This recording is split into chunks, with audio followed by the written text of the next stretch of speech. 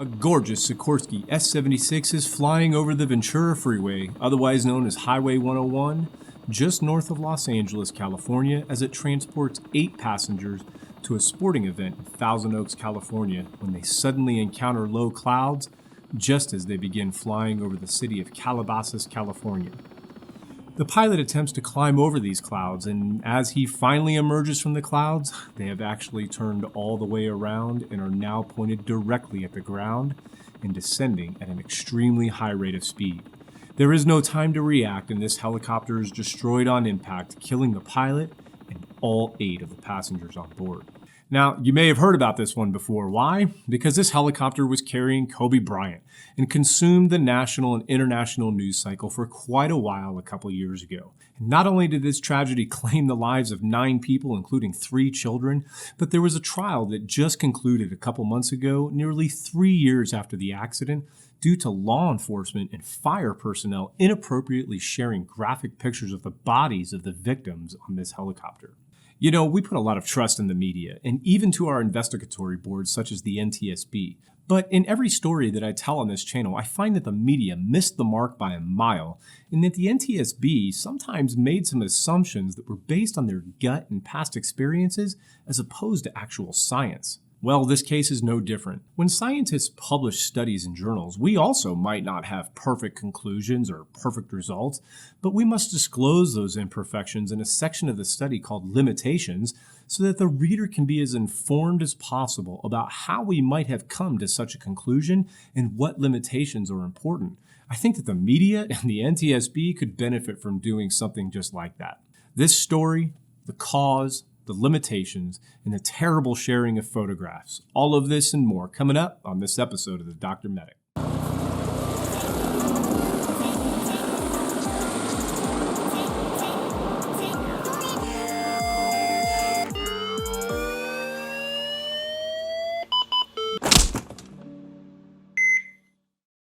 Now, normally with a crash investigation like this, the identity of the passenger or passengers, really would be irrelevant. Now, I understand that Kobe Bryant was a celebrity and a very influential person to millions of people, but that is not why I am mentioning him by name in this story. I'm mentioning him because the NTSB points out that the relationship that Kobe had with his accident pilot is an important thing. Likewise, the business structure that existed between multiple companies does come into play in this story, and so too does other celebrity names that we'll discuss later in the episode. Now, as I am sure you may have seen before, here are the very quick cliff notes of the chain of events of this crash. This helicopter is flying from Orange County up to Thousand Oaks, California. They fly north in pretty clear weather while they are south of the mountains up until they get up around Glendale. But once up there, they have to fly around Burbank and Van Nuys airports and then transition into the valley on the north side of the Santa Monica Mountains.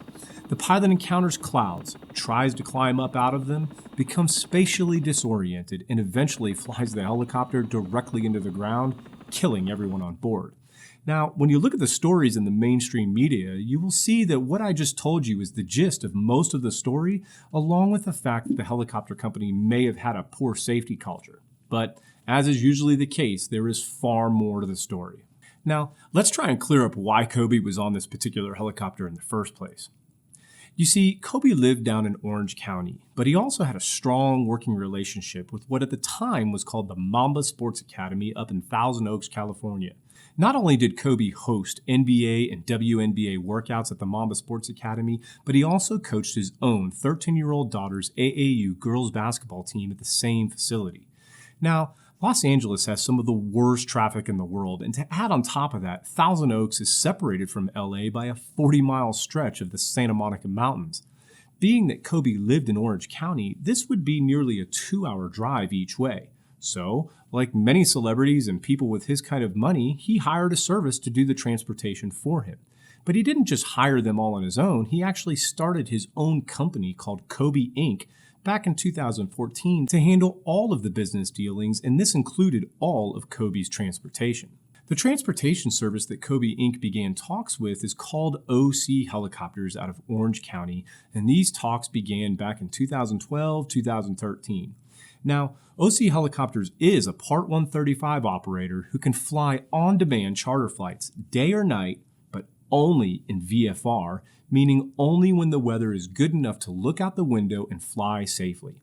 Weather minimums for VFR can vary, but in the type of airspace that they were flying in, they would need about 3 miles of visibility and 1,000-foot ceilings for clouds.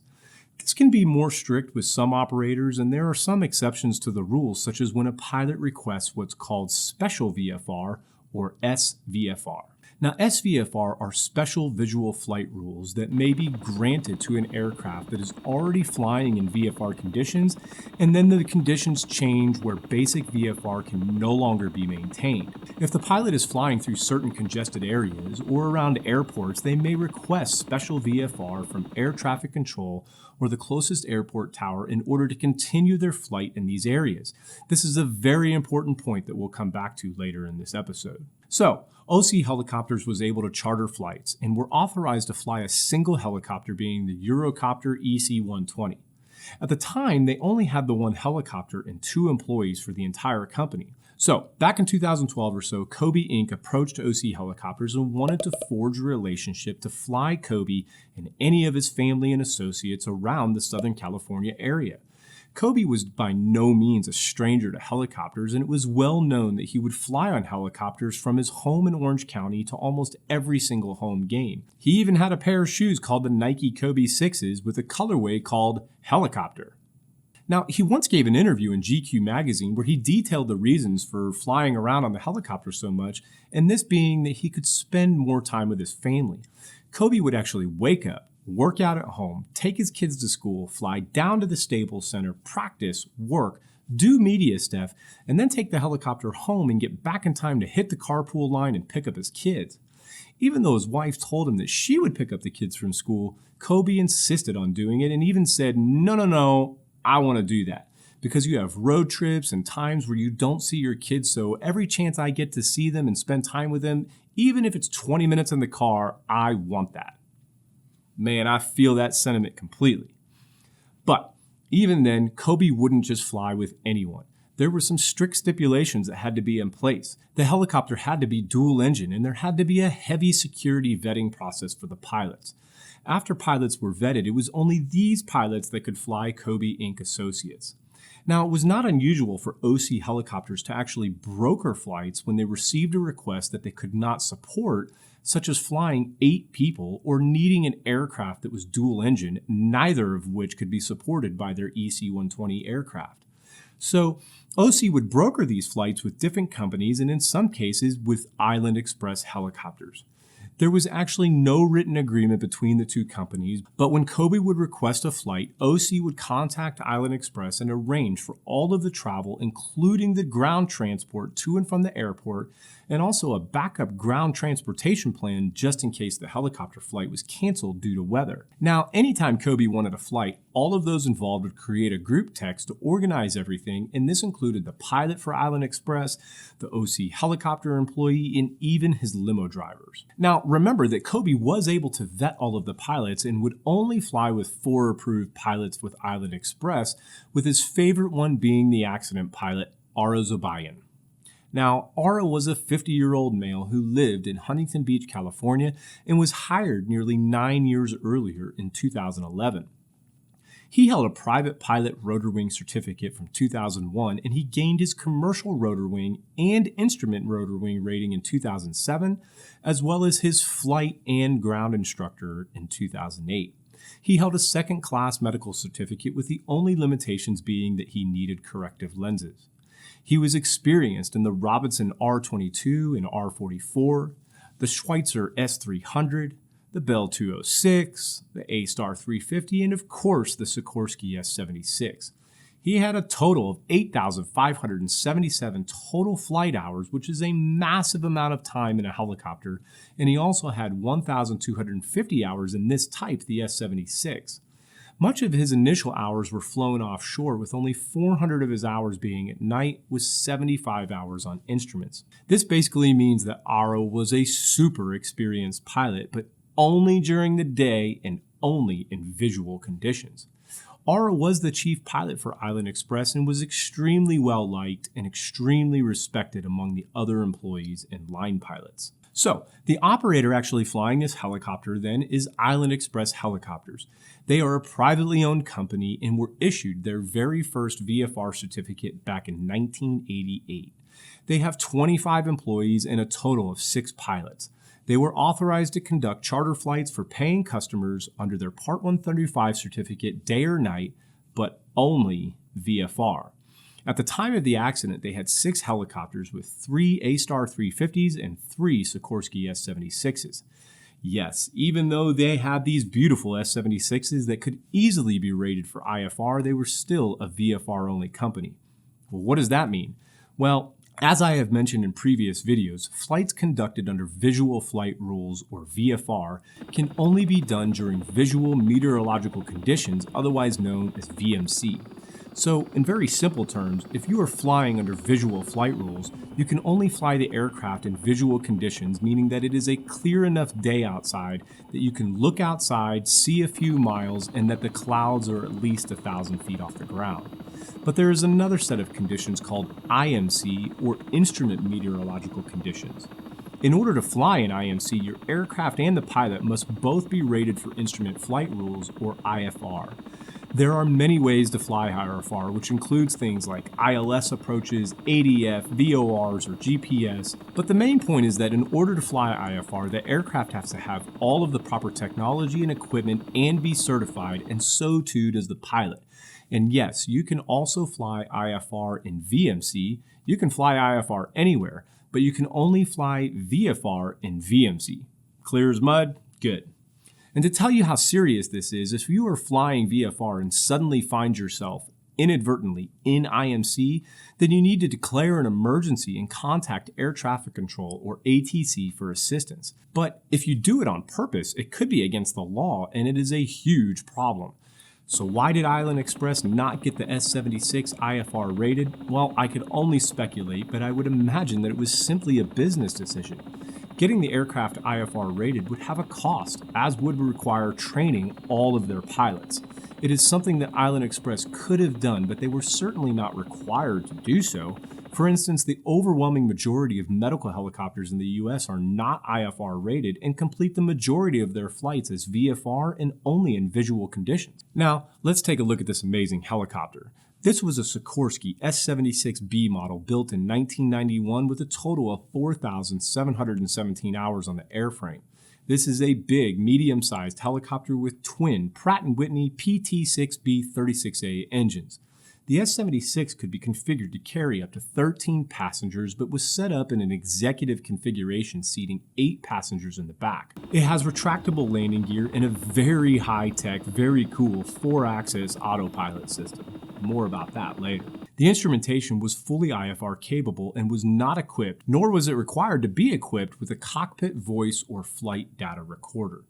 It actually did have a Fairchild cockpit voice recorder when it was first delivered to Island Express, but as allowed by the FAA, they didn't want it and they subsequently removed it. Now, many of the photos that you've probably seen show Kobe in front of this helicopter while it was temporarily wrapped in this pretty cool black look with the Nike logo and Kobe's trademark Black Mamba logo.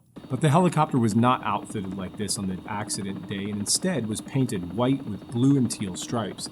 And it was this very helicopter that Kobe took to his final home game on April 13, 2016, where he absolutely destroyed the Utah Jazz with 60 points and scored the game-winning shot. So on the accident day, Kobe had chartered this flight with OC Helicopters, who then brokered the flight with Island Express to fly from John Wayne Airport in Orange County to Camarillo Airport on the other side of the Santa Monica Mountains. Kobe was taking his 13-year-old daughter Gianna to a girls' basketball tournament at the Mamba Sports Academy up in Thousand Oaks. A 14-year-old teammate of Gianna's named Alyssa was also on board, as was her mother Carrie and her father John. Also on board was another teammate, 13-year-old Peyton, her mother Sarah, and one of the assistant coaches of the girls' basketball team, Christina.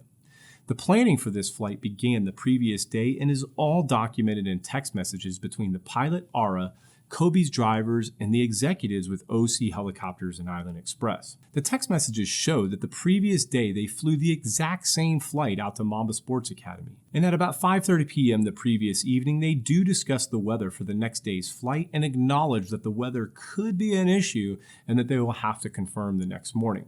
But the next morning, the pilot confirms at 7:30 a.m. that the weather is looking okay and that they are finalizing arrangements for the flight as he files a company VFR flight plan. Well, how does the pilot check weather anyway? Well, there are many different ways to do this. They can look at radar depictions, satellite, review other pilot reports, look at air mets, and they can even use the HEMS tool, which was originally designed to assist medical helicopters by easily color-coding geographical areas into VFR, marginal VFR, IFR, and even mountain obscuration. As you can see, at the time of the accident, the HEMS tool is showing nearly the entire flight path as either marginal VFR or IFR.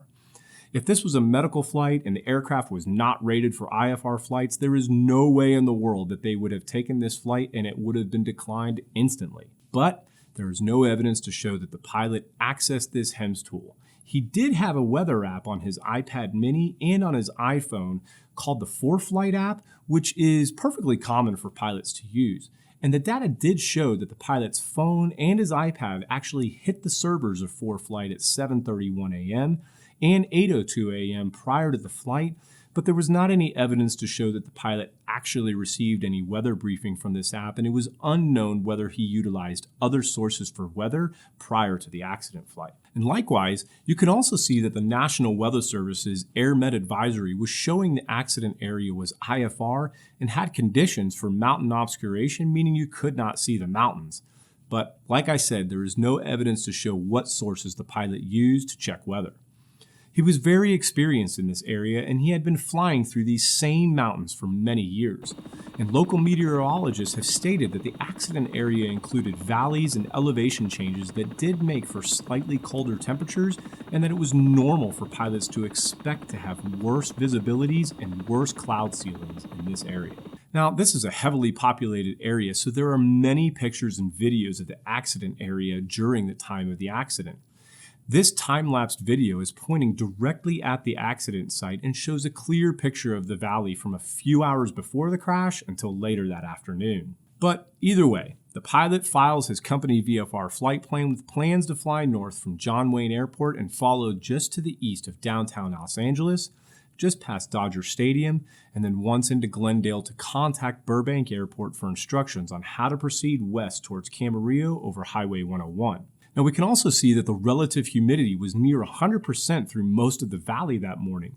You can see the accident site here in that all of the 98s and 100s are showing that the relative humidity was 98% or 100%, which are prime conditions for fog. There are also many alert wildfire cameras that are placed on the tops of the Santa Monica Mountains facing to the north. And we can see that right around the time of the accident that there was a heavy cloud layer in the valley, and what you can see are the actual tops of the clouds. There were even some baseball field cameras to the north that were facing south directly at the accident site, and you can see how cloudy the conditions are. And just a few minutes before the crash occurred, you can see the helicopter flying over the 101 over a construction site and then disappearing straight into the clouds. Now, you might be thinking, well, why didn't they just take the shortest route and fly over the water and around to the west? Or why didn't they just fly over the mountaintops?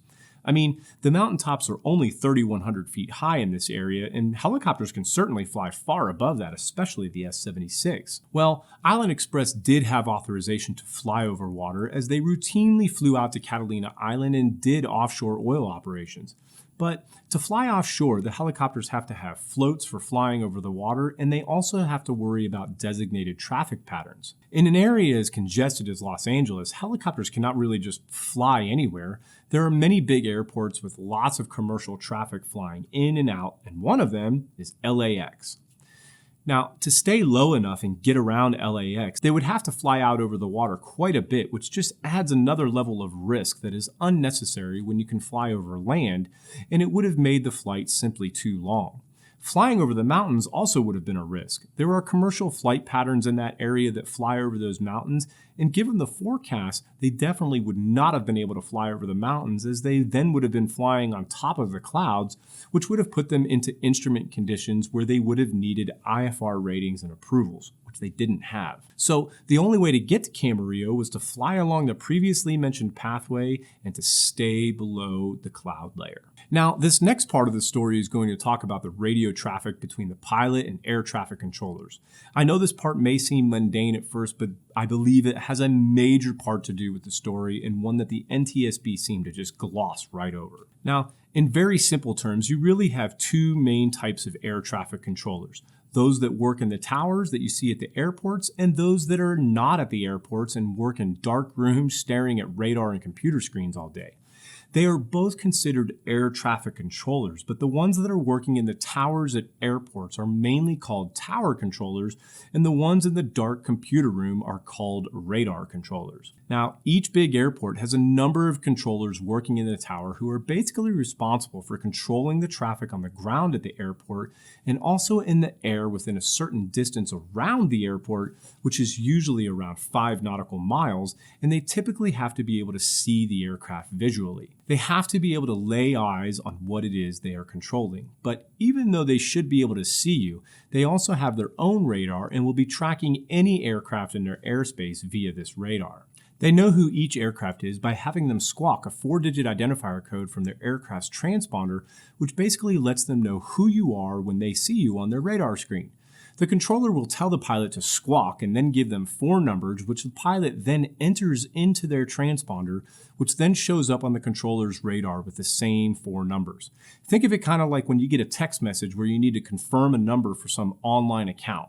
Squawking just confirms to the controllers that the little blip on their screen matches who they are looking at and who they are talking to. So these tower controllers at the airport are not only responsible for taxiing, takeoffs, and landings, but they also have to be responsible to have two-way radio contact with any aircraft that is transitioning through that roughly 5-mile radius around their airport.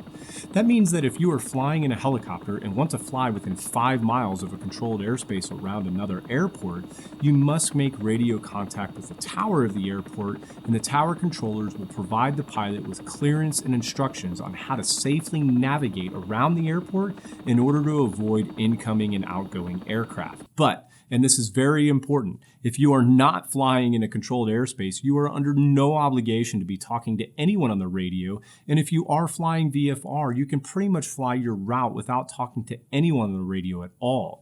You also normally would not squawk anything, as no one would be seeing you squawk since you are not being tracked by radar. And 99% of helicopter flights, including EMS and charter flights, are operated this way. As long as they are not in an airport's controlled airspace, they can fly their flight plan with no further radio communication. So, what is radar control for? Well, remember that they are not at the airport and have no visual contact with aircraft and only see aircraft on their radar screens. But more importantly, while they may be able to see aircraft on their screen that are flying low, they are typically not paying attention to them at all. The radar controllers are really only paying attention to the aircraft that have filed IFR plans and are flying at high altitudes or are doing approaches and departures. The radar controllers keep these airliners separated by a certain distance front to back, but also by a certain distance vertically, and basically organize and line up aircraft as they start approaches and departures from airports. And as these aircraft fly along, they are being passed off from one set of controllers to the next. In short, for a basic airliner, they would start their flight talking to the airport tower, then talk to departure, then talk to center, then approach, and then another tower at the next airport. But helicopters flying around cities, they would not be doing this. Again, they are required to be talking to airport towers if they are in their airspace, but otherwise are not required to talk to radar control, and typically they do not do so, except in a few instances. One of them being if they have declared an emergency, and another one being if they have requested flight following. Well, what is flight following? Flight following is when a pilot is flying in an uncontrolled airspace under VFR conditions and then specifically calls up radar controls on their radio and asks for flight following. Flight following is considered an additional service by radar control, and once flight following is initiated, the controller will monitor the radar of the aircraft to, quote, observe and note deviations from its authorized flight path, airway, or route. In other words, this service will ensure that the pilot has a radar controller watching him on radar who will keep them apprised of other traffic targets that could be a threat, and also to provide safety alerts about terrain or other obstructions that could be a threat. Now, according to the Air Traffic Control Handbook, this quote, additional service is not optional on part of the controller, but rather is required when the work situation permits.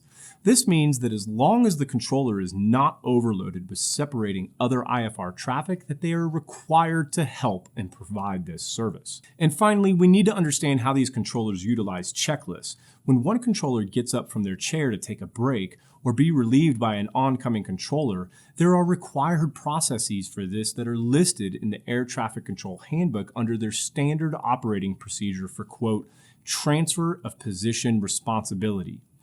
And this outlines a step-by-step process for conducting a position relief briefing and transferring position responsibility from one specialist to another. The oncoming controller is first to follow the checklist, and part of this checklist is to fully brief the oncoming controller on things like traffic, items of special interest, anything out of the ordinary, and a brief communication status of all known aircraft. All of this should be done while they are both plugged into their control station for several minutes and ensuring that there are no surprises for that oncoming controller. And the last piece to know about radar controllers is that there is a process for confirming that you are being tracked by radar. Once they tell you to squawk, you know that you are being tracked, and then when they are no longer tracking you, they have to say that radar services are now terminated so that the pilot knows they are on their own or that they need to get radar services from the next airport or from a radar controller. Now, when the pilot departed John Wayne Airport, he had VFR conditions and was flying in, pretty good weather. They continued north and passed downtown Los Angeles, then they passed Dodger Stadium, and then into Glendale at about 800 feet above the ground.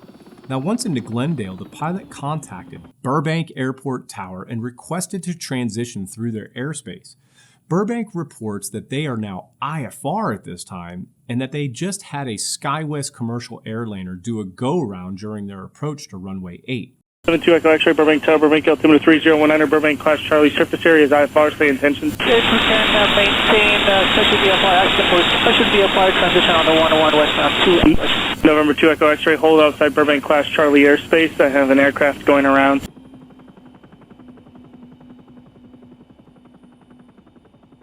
A go-around is when a pilot decides to abort their landing and go around and try again. Pilots plan for a go-round on every single approach during every single landing, and there are planned procedures for such an event. Go-arounds do happen every day around the world, but it happens a very low percentage of the time. Anything can trigger a go-around. It could be a safety issue, it could be poor visibility, or it could just be a gut feeling that the pilot has. Either way, when a go-round is called out, the aircraft will abort their landing and try again. When the accident pilot requested to transition through Burbank airspace, he was told about the go-around by the SkyWest plane. He was told that Burbank was IFR and was also told that the next airspace he was going to fly through, Van Nuys Airport, was also IFR. And he was finally told that he would need to hold outside of the airspace for several minutes while the tower dealt with the go-around by SkyWest as well as several other waiting departures and arrivals. The pilot is also told that the last reported cloud tops in the area are 2,400 feet. It's going to be a little bit. I got a citation on a 9-mile final and then the go-around that I just had. Okay, we'll continue holding 2 Echo X-ray. November 2 Echo X-ray, and for your planning purposes, you can expect to transition to the north side of the airport. I just spoke with Van Nuys on the line, and they've got multiple IFR departures coming off of runway 16. 2 Echo X-ray, no problem. Follow the 5 freeway, maintain special VFR conditions at or below 2,500. Maintain special VFR at or below 2,500 I-5 northbound 2 Echo X-ray. Number 2 Echo X-ray, continue following the 5 northwestbound to join the 118, and then Van Nuys will work you through. Radar services terminated. Remain that squawk. Contact Van Nuys helicopters 119.0. 2 Echo X-ray, switch you to Van Nuys. Now, Kobe's helicopter is circling over Glendale outside of Burbank airspace for about 12 minutes. And at this point, I think most would agree that the signs were there that this flight should have been aborted. Burbank is showing IFR. Van Nuys is showing IFR. And if they are showing IFR, it is only going to be worse once the aircraft gets into the valley near Calabasas. But onward they continued. Now, it is very common, especially in Southern California, for designated helicopter routes to follow large ground freeways. They are easy to see from the air. It can always have a guarantee that there will be no terrain above them. The Los Angeles area is no exception. So once Burbank clears the helicopter, they tell the pilot to squawk 0235 and to follow Interstate 5 to the north and fly around Van Nuys Airport following the 118 due to Van Nuys having several departures taking off to the south. The Burbank controller then coordinates this transition with the Van Nuys controller, terminates radar contact with the helicopter, and advises them to contact Van Nuys Tower. The pilot then does call Van Nuys Tower and requests that special VFR transition clearance we talked about earlier. He requests SVFR because Van Nuys is showing that they are IFR, but the pilot is telling the tower that he can see out of the aircraft and he's in VFR conditions. Van Nuys approves this transition request and instructs the pilot to start turning southwest of the airport and start heading towards the 101, where he would transition to the west towards Camarillo. Van Nuys helicopter 2 Echo X-ray with you for the special VFR transition. We are currently at 1400. Helicopter 72 Echo X-ray Van Nuys Tower, wind calm, visibility 2 1/2, ceiling 1100 overcast, Van Nuys altimeter 3016. Cleared into Van Nuys class Delta, northeast of Van Nuys along the 118 freeway westbound. Advise when you're in VFR conditions or when you're clear of the Van Nuys class Delta. 2 Echo X-ray, advise in VFR condition, and then we'll stay on the 118. We're currently at 1400, and we have 0235. The Van Nuys controller then asks the pilot if he wants to talk to SoCal. Helicopter 2 Echo X-ray, thank you. And once you clear Van Nuys Delta, did you want to talk to SoCal? Affirmative, 2 Echo X-ray. Which is the Southern California radar controllers. Now remember, they are the ones sitting in the dark room looking at radar depictions. This conflicts though with the NTSB report, as the NTSB report says that the controller told him to contact SoCal, but as you can hear, she asked the pilot if he wants to talk to SoCal, and he says affirmative. Helicopter 2 Echo X-ray, thank you. And once you clear Van Nuys Delta, did you want to talk to SoCal? Affirmative, 2 Echo X-ray. Now remember, he does not have to talk to the radar controllers, but he chooses to anyway, probably because he might be foreseeing that he would need their assistance with navigating through the valley on his way to Camarillo. So it is now 9:40, and now that the pilot is out of the airspace of both airports, he contacts SoCal and tells them that he is transitioning to the west and headed towards Camarillo. SoCal asks if he is going to stay that low the whole way to Camarillo, and the pilot responds in the affirmative. Now this is where things really seem to go awry. The SoCal controller then advised the pilot that he is too low and would lose radar and radar contact with him at that altitude, and to just squawk VFR until he can call the next airport, which is Camarillo. SoCal helicopter 72 Echo X-ray with you transitioning in VFR condition at 1500 to Camarillo. Helicopter 72 Echo X-ray SoCal approach, roger, and you're just going to stay down low at that for all the way to Camarillo? Yes, sir, low altitude 2 Echo X-ray. 2 Echo X-ray, roger. I'm going to lose radar and comms with you probably pretty shortly, so you can just squawk VFR, and when you get closer, go to Camarillo Tower. Copy that, we'll squawk VFR 2 Echo X-ray. Now, this controller does not even give the pilot a chance to request flight following, which he is certainly about to do, and tells him he is probably about to lose him, so just forget about our services and just squawk this, and then talk to Camarillo when you get there. The only time that ATC really would be able to deny this request is if they were overloaded with separating other IFR traffic, but in post-accident interviews with the controllers, they all acknowledged that they were not very busy at the time. Just 3 minutes after this communication, this controller was done with his shift and a position relief briefing took place at 9:43. Just 2 minutes later after that, at 9:45, the pilot calls back and says that he is going to start a climb and go above the cloud layers, and also says that he is going to stay with SoCal, meaning that he wants to stay in contact. SoCal for helicopter 2 Echo X-ray. We're going to go ahead and start our climb to go above the layers, and we're going to stay with you here. Now, remember, one of two things is taking place here. Either the pilot is completely breaking the law and purposely flying into instrument conditions without an IFR flight plan, or he is having an emergency. But if he is having an emergency, he should have declared a mayday and said so. But he did not. So when the pilot makes this communication about attempting to climb above the clouds, remember the Burbank Tower told him the cloud tops were at 2,400 feet. It took the controller 9 seconds to respond. Now, why did it take so long? Probably because we now have a new controller sitting at the station, and it is 100% obvious that he was caught way off guard by this communication from the pilot, and he asked the pilot for his location, to which the pilot provides it. The controller then asked the pilot to ident. This means the pilot actually needs to look over to his left to his transponder and hit the ident button, which will confirm the squawk code which the pilot acknowledged. SoCal for helicopter 2 Echo X-ray. We're going to go ahead and start our climb to go above the layers, and we're going to stay with you here.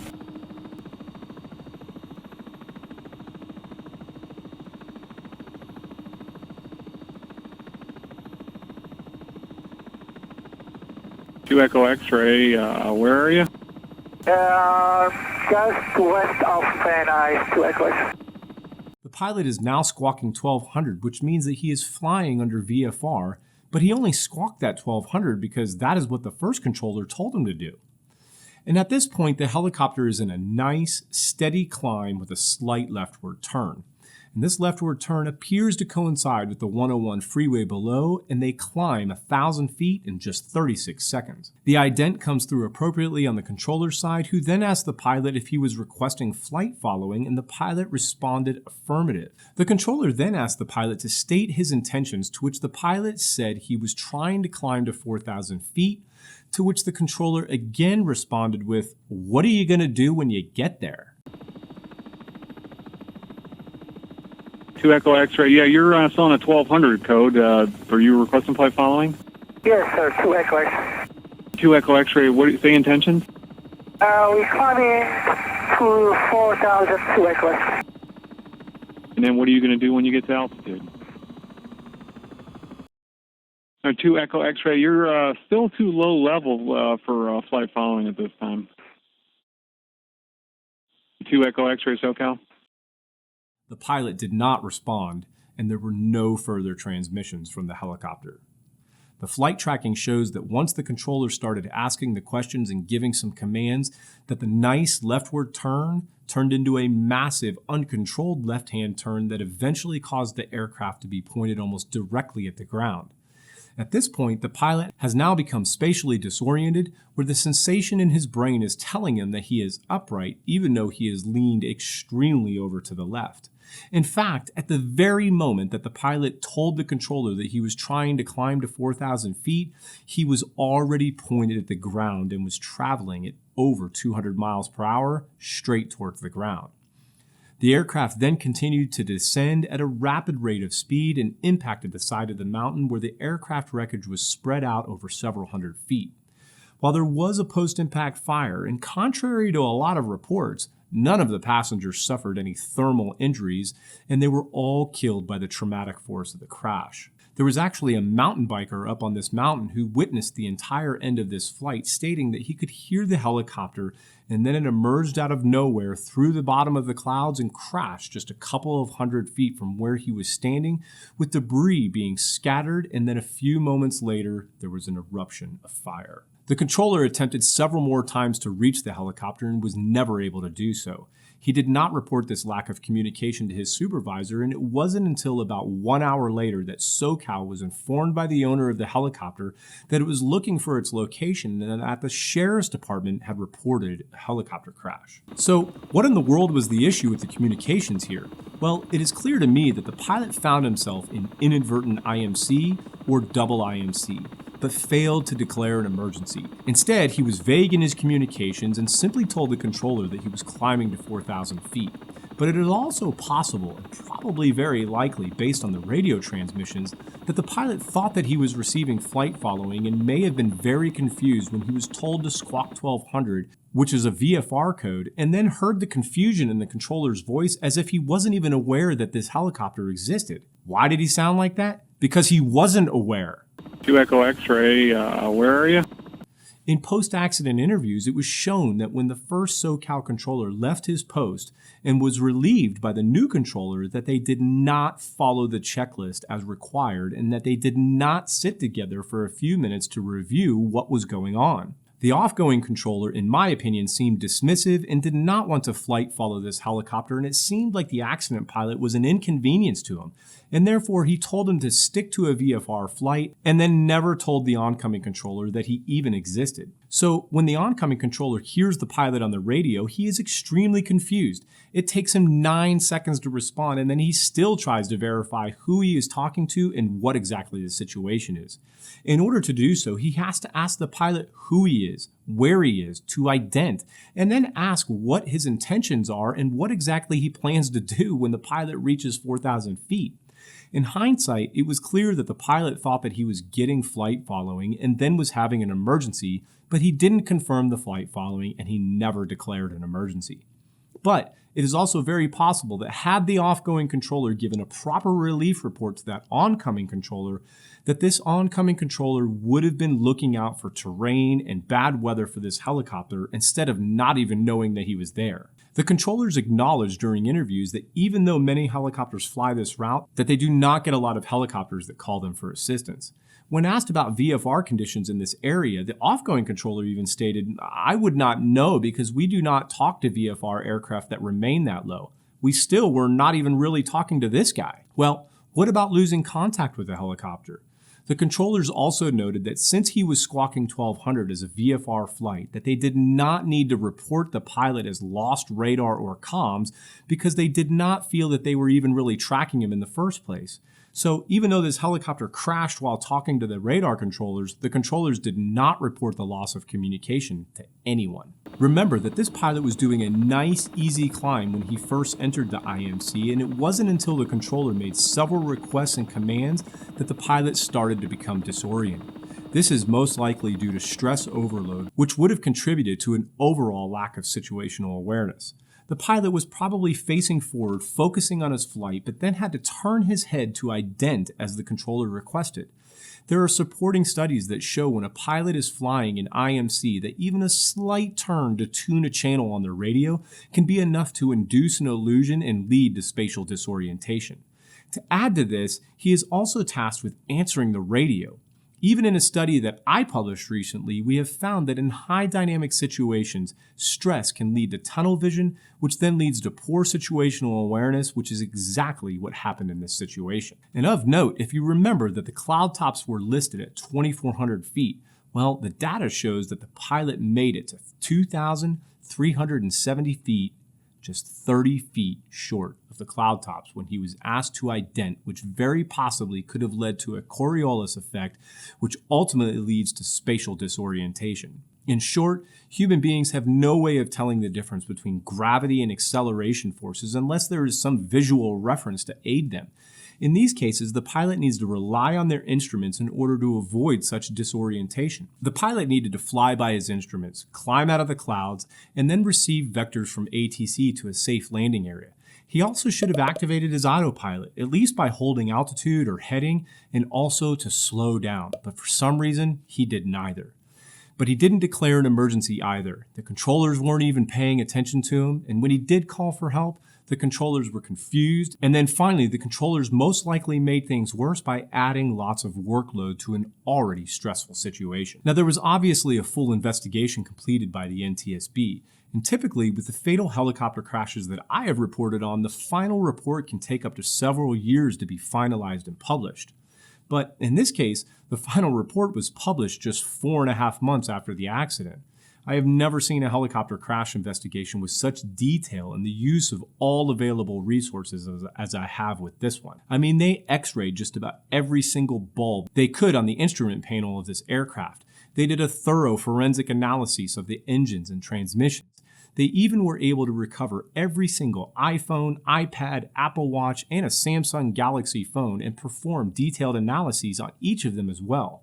In the end, there was absolutely nothing wrong with the helicopter, nothing wrong with any of the instruments, nothing wrong with the engines and transmission, and there was no meaningful evidence on any of the personal electronic devices. And in the end, the NTSB found that the probable cause of this accident was the pilot's decision to continue flight under visual flight rules into instrument meteorological conditions, which resulted in the pilot's spatial disorientation and loss of control. Contributing to the accident was the pilot's likely self-induced pressure and the pilot's planned continuation bias, which adversely affected his decision-making, and Island Express Helicopter's inadequate review and oversight of its safety management processes. Yes, the pilot had many opportunities to abort this flight and chose not to, and was probably suffering a bit of get-there-itis, otherwise known as a planned continuation bias.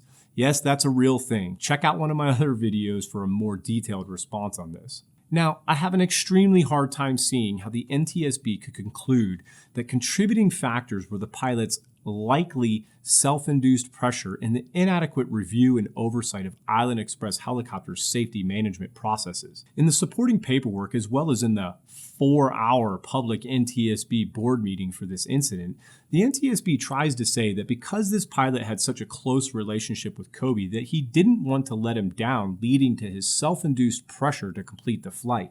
Now, it is very difficult, if not impossible, to determine if this was the case. This pilot, as well as other pilots at Island Express Helicopters, regularly flew affluent and famous people.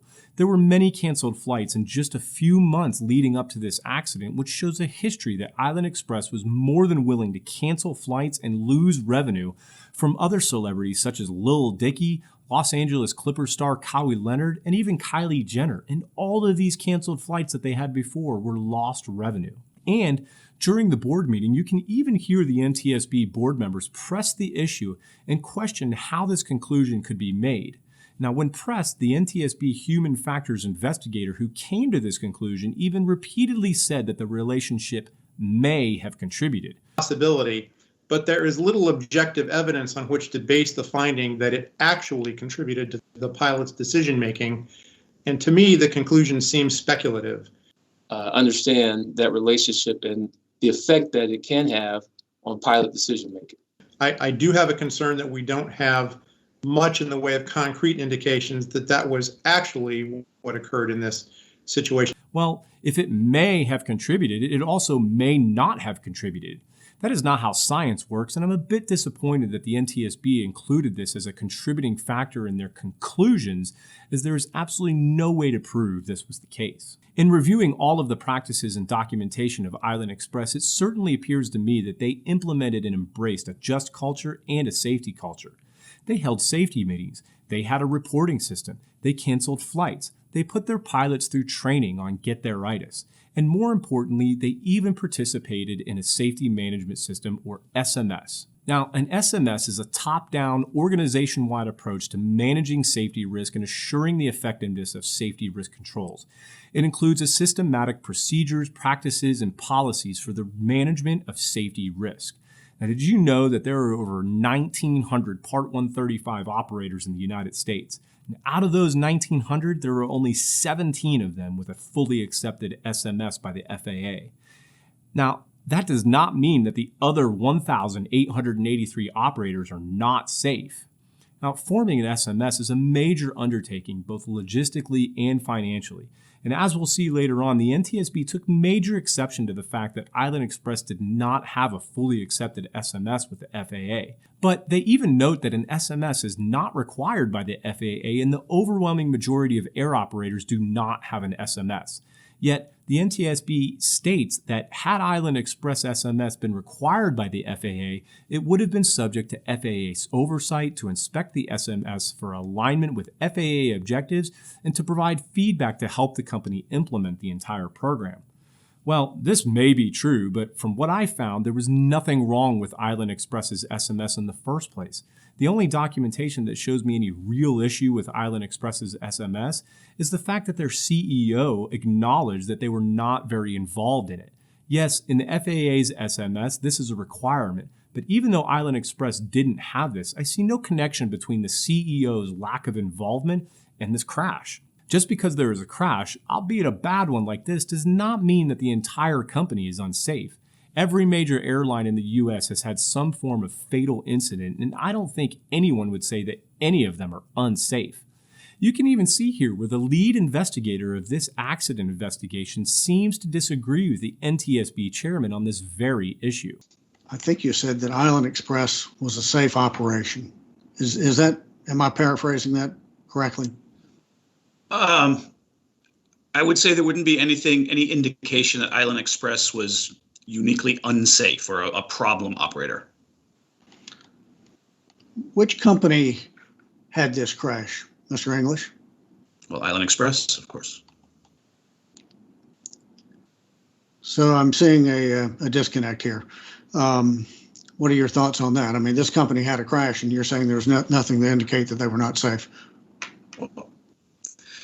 Well, you asked, I think the concept of that questioning was how a consumer could, detect an unsafe operator. And there was nothing inherent about this operator that would indicate they were unsafe. I mean, I think we see crashes with other carriers and don't particularly indicate that they are unsafe. The fact of the matter is that this accident was caused by two things: the pilot's poor decision to continue into an area where IFR was forecasted and likely, and a total miscommunication between the pilot and radar controllers, including the radar controller's deviation from standard operating procedure while relieving another controller. Now, I know that the FAA will soon be requiring an SMS for all Part 135 operators, and this is bound to ruffle a lot of feathers across the entire industry.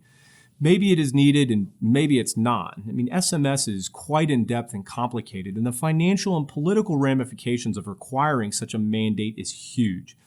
Is it possible that the NTSB will seize any opportunity to push the SMS? Yes, I'm sure it is possible. Did that happen in this case? Man, I don't know. I'll let you decide that. But either way, I'm not saying that SMS is bad. In fact, I'm sure that they are really good and do a lot to improve the safety culture. But just because you have an SMS doesn't mean that your company is safe. I worked at a helicopter EMS service that had an SMS, and trust me, there were some serious safety issues here and there. Again, not a bad thing to implement an SMS. I just don't see the connection between an SMS and the cause of this particular accident. Why? Because the research did not appear to show that Island Express had a poor safety culture, a lack of a just culture, or was an otherwise unsafe operator. In fact, Sikorsky, the maker of the helicopter, also did their own full independent investigation of this incident, and they concluded that the probable cause of this accident was spatial disorientation of the pilot and subsequent loss of control following entry into instrument meteorological conditions. I think it is important to point out that Sikorsky makes no mention of self-induced pressure on the pilot or any problems with Island Express's SMS. But either way, the NTSB made absolutely no mention about the air traffic controller miscommunications or their failure to follow the rules as laid out in their own handbook. The only way that I even found out that this happened was by reading through every single interview transcript, and there is the data right there, plain as day. The pilot requested flight following, and even though the controllers were obligated to provide it, they punted it and refused the request because of a possibility of losing radar contact since the helicopter was so low. Then, they did not follow their checklist when relieving one of the controllers, leading to the accident controller having absolutely no clue what was happening when the pilot communicated that he was climbing up through the clouds to 4,000 feet. This pilot would have had no way to know that the first controller he was talking to was relieved and that no one knew he was there or was watching him. This all led to massive task overload, stress, tunnel vision, spatial disorientation, all ultimately leading to the crash and the deaths of all 9 of these people. And with the exception of the spatial disorientation, none of this was in the NTSB's final report or probable cause. And as if all this wasn't bad enough, when the first responders showed up to respond to this accident on the ground, several of them took many pictures of the dead bodies and random body parts and then shared them inappropriately afterwards. Now, when it comes to taking pictures of scenes, here's what I can tell you. As a paramedic, the big concern with photographing any scene, traumatic or medical, is violating the federal law known as HIPAA. In short, this law is really about health insurance, but it also says that no private medical information can be shared, including pictures, without the patient's consent unless it is relevant to continued patient care. This is why you have to sign that patient privacy paperwork every time you go to the doctor or dentist or the hospital. Without this consent, nothing can legally be shared. This includes photos, and the fines from HIPAA are serious. But in the grand scheme of things, HIPAA does not really apply here, as these photos were not taken by paramedics in the course of patient care. They were taken by the sheriff's department and by the fire department doing firefighting stuff. Why would they be taking photos? Well, there were 9 deaths and lots of property damage, so law enforcement would certainly have reason to take official photos. For the fire department, I see absolutely no reason why they would need to take pictures, but their defense was that they took the photos for PIO or public information purposes. And in the grand scheme of things, whether or not I agree with them taking the photos in the first place is actually irrelevant. The problem is that they shared them inappropriately afterwards. Vanessa Bryant's lawyers say the firefighters allegedly showed photos of dead bodies from the crash scene to their girlfriends and wives while at an awards banquet at a Hilton hotel. Kobe Bryant's wife, Vanessa Bryant, filed a lawsuit several months after the accident due to the fire department and the sheriff department sharing graphic photos of the bodies of Kobe and their daughter, Gianna.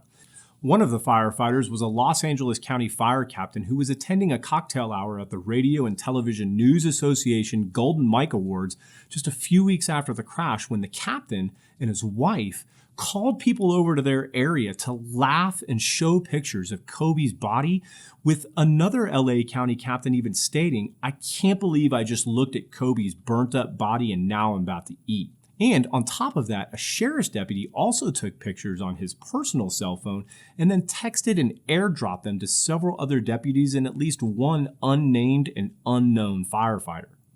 One of the deputies who received the photos then visited a local bar and showed the photos in great detail to the bartender.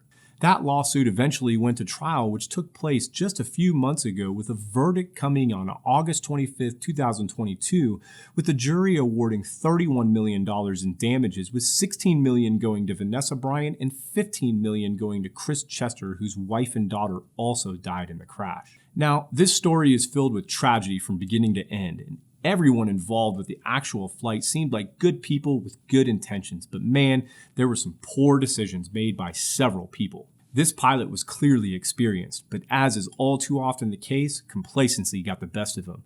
Not because he didn't care, and not because he was a terrible pilot, and not because he had a close relationship with Kobe, but because his planned continuation bias continued to tell him that he could somehow beat the weather.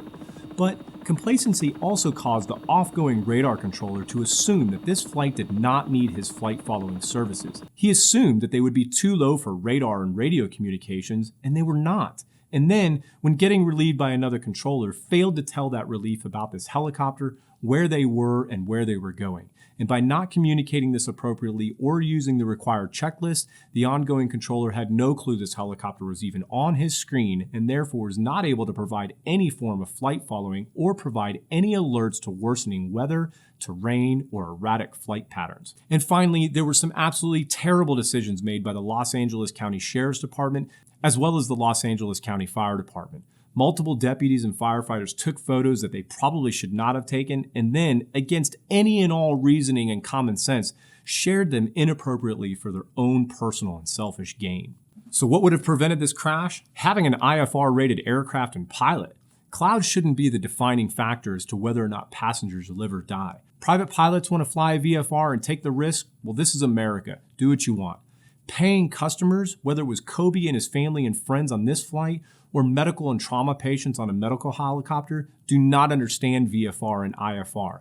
They just know and have an expectation that their flight crew is going to get them safely from point A to point B, just like you do when you get on a commercial flight. The accident pilot's brother even argued in court that Kobe and the other passengers knew the risks when getting on this helicopter. Did he? Did these coaches and parents know? Did these 3 children know the risks of getting on this helicopter? Man, when you go skydiving, you know the risks of doing so. You have to sign waivers after being told that the parachute might not open and you might die. But you understand the risks, so you sign the document and you jump anyway. Passengers aboard an aircraft that is flying under Part 135 do not know these risks. They do not know that clouds could kill them. How would they know?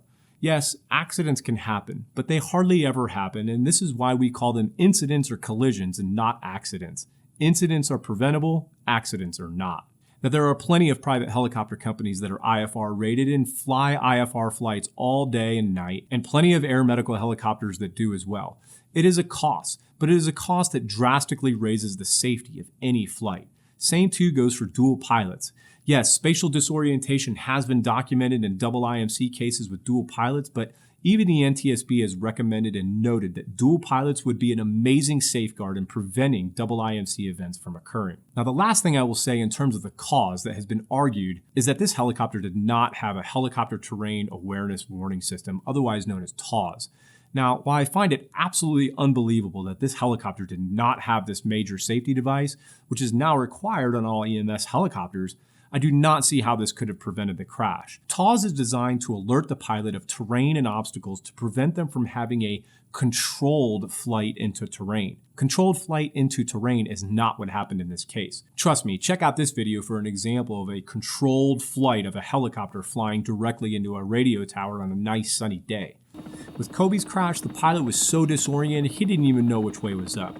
Had he heard a loud TAWS warning, he would most likely have been confused by it or simply ignored it altogether. This story is sad.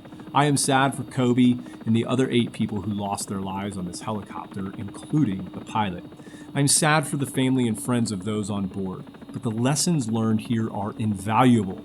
Every day, the helicopter industry gets safer and safer, and that increased safety usually comes by way of learning from the past mistakes. I hope that any pilots or crew members who watch this video can value the danger of double IMC conditions, that the controllers stick to their checklists, and that the deputies and firefighters of Southern California and everywhere else in America keep their phones in their pockets on these types of scenes.